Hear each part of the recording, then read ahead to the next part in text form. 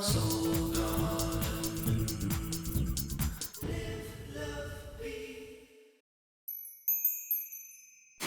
Hey there, Aries, and welcome now to Monday. Well, you might be in a 3-day weekend if you live in the United States. Either way, things are changing today, whether you go to work or not. The moon is in Gemini, and Saturn is finally moving into Virgo.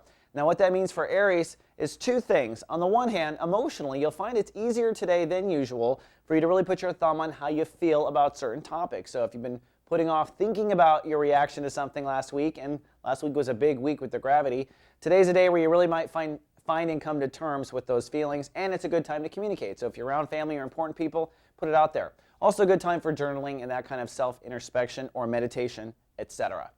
But Saturn moving into Virgo today. Now that means everything is going to shift hands.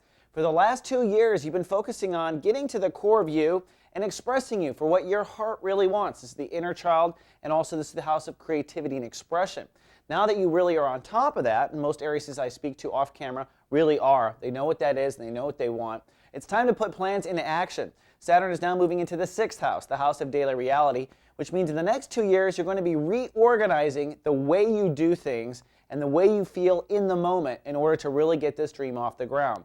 And this weekend, Saturn is shifting into that sign, and the sun at the same time is kind of begging for just some early decisions to be made about your daily life. The moon yesterday was in Taurus, so it might have triggered some emotions or fears around money or productivity, and today looks like it's the pensive day where you really are thinking about how to get things done, and this includes health as well. If you've been struggling with health, this is the time in this next 2 years that you will get on top of it. Otherwise, I think it's going to be a sunny and pensive day, certainly a great day to be around friends and family. You really speak your heart and be that bright Aries. And I'll be back tomorrow on Tuesday when we go back to work with more soul horoscopes. Live, love, be. Soul Garden.